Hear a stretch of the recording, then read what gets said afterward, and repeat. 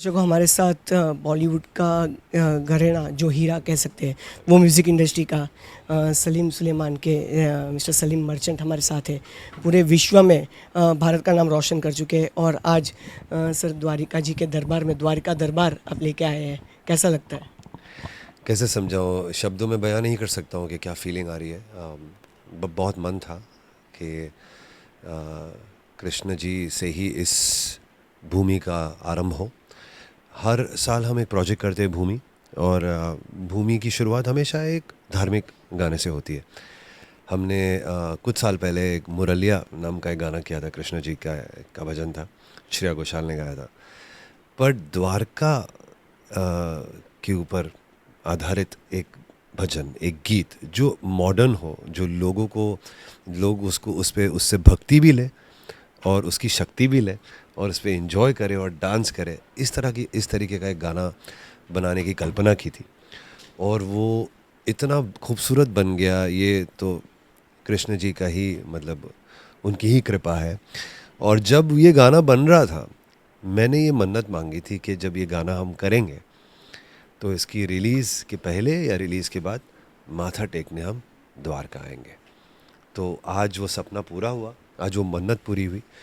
और मैं बहुत शुक्रगुजार हूँ कि ये इतने अच्छे दर्शन हुए मुझे यहाँ पे द्वारका आके, इतना अच्छा एक्सपीरियंस रहा।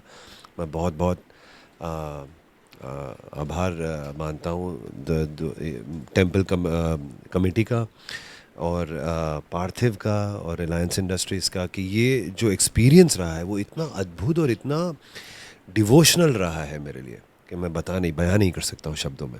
जब मैं मंदिर में जा रहा था तो मैं सोचा था कि मैं कुछ कुछ चीज़ें हैं वो मैं माथा टेक के थैंक यू कहूँगा भगवान से, पर मैं उसकी माया में खो गया। मुझे समझ ही नहीं आया कि मैं कहाँ हूँ।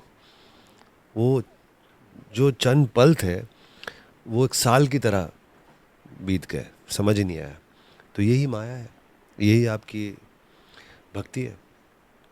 सर आपके चेहरे से आपके गानों से एक कृष्ण प्रेमी प्रेमी की एक झलक उभर के आती है सर। बिल्कुल। और जैसे आपने अभी हमारे कन्वर्सेशन में बताया कि आप मथुरा वृंदावन जाके आए, आज पहली बार आप द्वारका आए। पार्थिव सर तो आते रहते हैं। You have visited first time Dwarka. कैसा रहा द्वारका का और एक क्या वाइब्स रही? ये सनातन हिंदू धर्म का एक बहुत, चार धाम में से ये एक धाम है। तो बहुत ही पवित्र जगह पे मैं आया हूँ। और जब हम वृंदावन गए थे, मथुरा, तो पहली बार कृष्ण जी की जो स्टोरीज़ है, जो उनकी लीला है, वो समझ में आई। वो एक्सपीरियंस हुआ वहाँ पे जाके।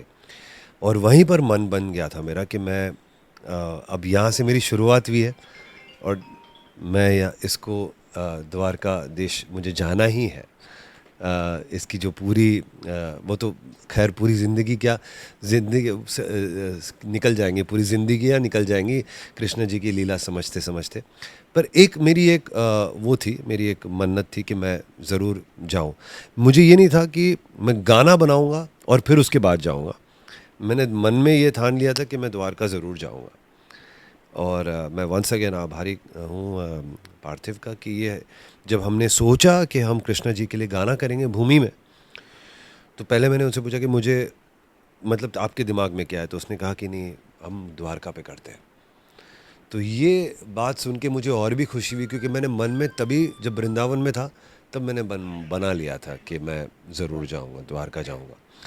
तो बहुत खुशी हो रही है, मैं शब्दों में नहीं बयां कर सकता हूँ। और सर जो व्यूअर्स हैं हमारे, वी हैव सीन के द्वारका दरबार आपकी यूट्यूब चैनल पे लॉन्च हो चुका है। जी। उसके अलावा व्यूअर्स को कौन से प्लेटफॉर्म्स पे वो ये गाने का आनंद ले सकते हैं? ये गाना जो है वो हमारे यूट्यूब चैनल है, सलीम सुलेमान म्यूज़िक। और इस चैनल पे ना केवल द्वारका दरबार पर बहुत कृष्णा जी के हमने गाने किए हैं। हाल ही में हमने एक बहुत अच्छा भजन किया है जिसका नाम है राधा रमन जपना। वो भी बहुत ही, उसमें भी बहुत ही भक्ति है, बहुत ही पावर है। इसके अलावा हमने एक बहुत ही अच्छा भजन किया श्रेया घोषाल के साथ जिसका नाम है कन्हैया गोपाला। और ऐसे बहुत सारे, कान्हा रे करके एक भजन भी हमने किया है जो मैंने वृंदावन में ही शूट किया था।